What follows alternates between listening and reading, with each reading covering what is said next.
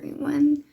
I'm Aska from the Dyspraxia system, and today I want to talk about masking, and then specifically masking stuff like dyspraxia.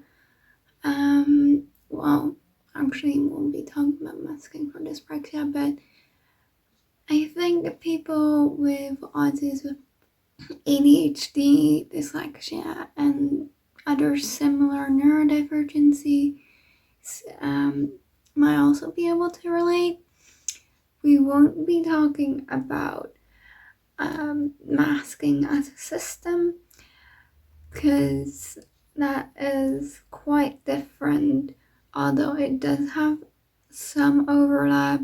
I mean, the idea behind it is similar, but we're gonna make another video discussing that in the future, just because it is different, even though there are similarities as well.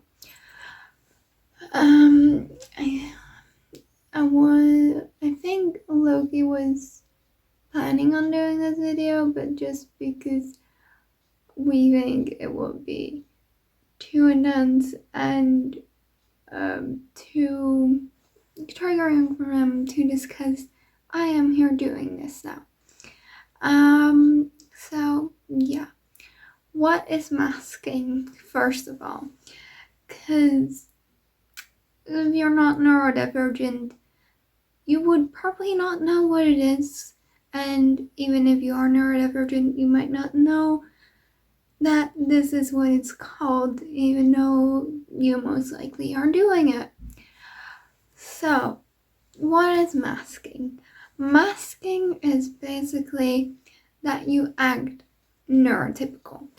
So, let's say as neurodivergent person, you flap with your hands a lot in certain situations in a way to stim, right? In order to seem less weird, to not have other people be like, what are you doing? That is so weird, stop that. You repress the feeling of needing to do that, which is masking. So you repress certain urges, or you try to hide certain behavior in order to appear more normal. And with normal, I basically mean neurotypical. And yeah, that can be quite traumatizing in and of itself. But what masking is when it comes to dyspraxia is part of what I just said. As a dyspraxic person, you also stim, which we tend to repress, although most of our stims are subtle. It's mostly playing with rings, or really doing this a lot, or just doing this. Can't really see that, but just playing with this little ring here, or fidgeting with our earrings. That one is a bit more obvious than just rings, or just doing this. My hands can also be a form of stim. But yeah, most of ours are a little bit more subtle. But we do also tend to like fidget with our hair a lot, just like do this kind of thing, or like brush it out of our hair, out of our like face, and we tend to repress those more because it seems weird and strange in our mind. Don't know if we ever had comments on it, but still, I think everyone has had comments about stop clicking with your pen or anything similar to that. And if you then stop doing that and start repressing it, that would be masking. So yeah, part of developing these kinds of stims, I think, is also just find more subtle ways to stim in order to still appear normal.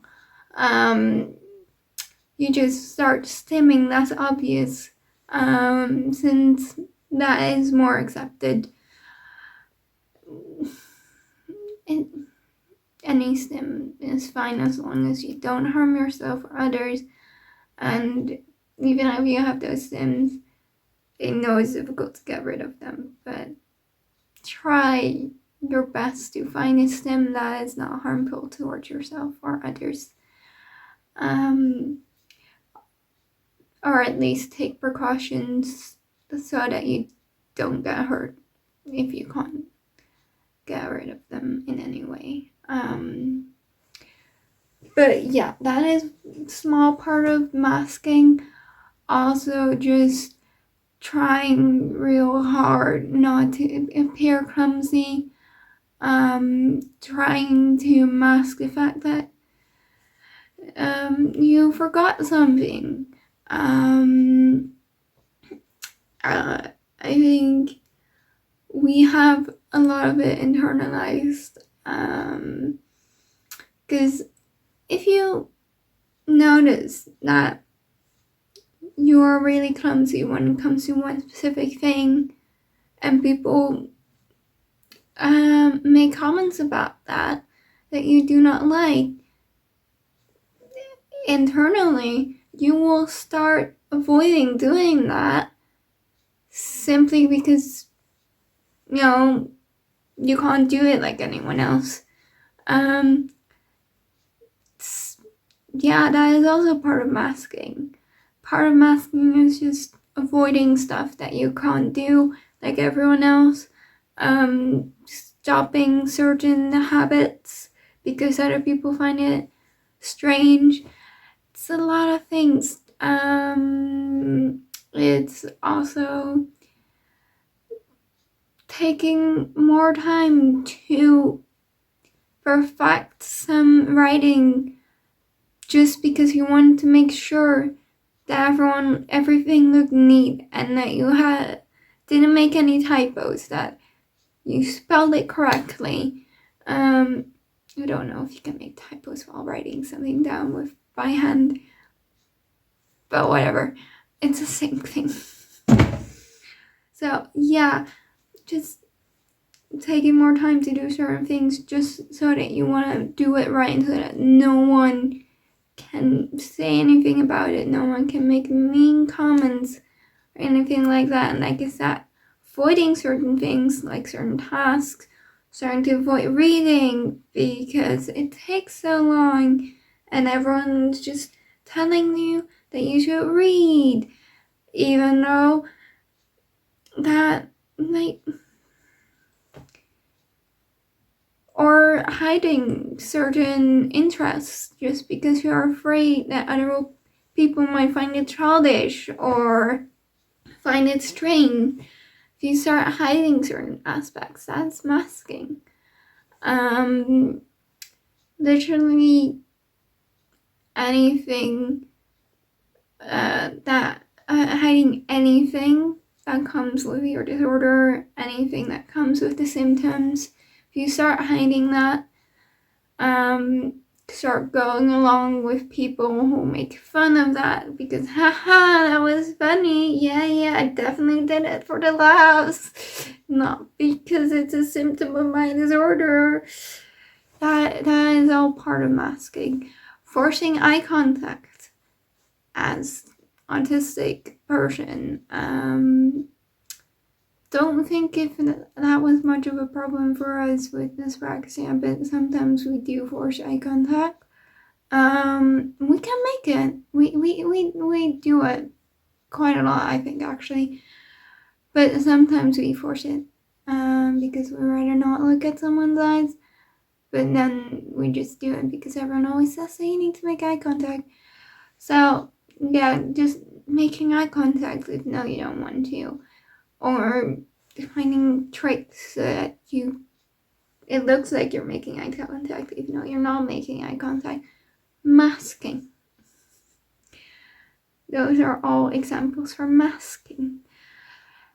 And like I said, masking can be quite traumatizing because you internalize it as that is wrong. I can't do that. If I do that, well, people will think we're weird. Will think I'm weird. Will think bad stuff about me. Will make mean comments about me. I should be able to do that. You internalize it, and because you start doing things differently, once you are able to like unmask, and you have that courage, and when you learn that it's okay to do all those things because you're not the only one, it will make it way harder to unmask and to relearn being able to do those things again. And some of it you literally might not be able to do without panicking because, oh no, what if someone saw you? What if someone saw you do that stim? What if, oh no, I did something that wasn't what I wasn't supposed to do because people always say that I'm not supposed to do that. Even though it's okay to do it because you're neurodivergent otherwise as well, because it's still normal, even though it might not be the norm. Because you were taught over and over again that it wasn't okay, you will panic, maybe, probably, once you do it again, whether consciously or unconsciously. And that is just proof about how traumatizing it can be. Literally, a lot of our trauma is because we grew up dyspraxic. I won't go into detail further than that, but growing up neurodivergent can be really traumatizing. So be kind to yourself, whether you mask or not. Try not to mask too much. We literally didn't know what our interests were just because we started adapting to everyone else's interests in order to fit in, which is also masking. Because we were masking so much, we started really disliking who we were and not even knowing what our identity was. Granted, back then we still thought we were singlet, or at least Loki did. But that's how harmful it can be. You can literally lose yourself, lose your identity because you mask so much. So even if you don't feel safe not masking in front of other people, try to take off that mask when you're alone, when you're online. We in our experience, it's safer to unmask online, just because you don't know those people are, and you can literally be like, oh yeah, did this weird thing, and there will be people that relate. So yeah, trying to at least not mask when you're alone or with people who you can trust, people that are also neurodivergent. Unmasking online. Try not to mask too much, because it is very harmful. I know society as it is now makes you feel like you have to mask, but in the end, it is harmful. And I'm not saying that you should stop masking all the time suddenly. You should do what you think is safe, what you're comfortable with, but try not to mask too much. Try to also give yourself the opportunity to just stim as much as you want, to just do all the interests that you have, to just do anything you feel like, especially the things that neurotypicals think is weird. Just do it. Do it if you want to. Whether you only do it when you're alone or if you do it where other people can see you as well, just do it. There's nothing wrong with it, even though society tells you otherwise. Society is not made for us, which is a shame and very traumatizing. But just try to realize that you're not alone in this, and that everyone masks, probably. Everyone who is neurodivergent has probably masked some period of their life. We still mask, at least we mask that we're a system. Probably also mask some things of our dyspraxia. But yeah, just you're not alone, and just try to unmask from time to time, whether it be when you're alone or not. Just try. It will be better for yourself in the long run. And yeah, if not anything, I hope at least this video might explain some things. Maybe you can resonate with it. Maybe you send it to some neurotypical who's like, just to say like, hey, see what you're doing? It's wrong. It's fucking traumatizing. I don't know. But yeah. If you like this video, give it a thumbs up. If you have any questions or whatever, leave them down below in the comments.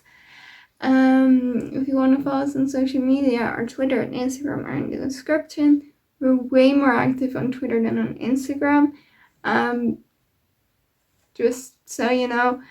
If you want to see more of our videos, make sure to subscribe and ring the bell to get notified when we upload a new video.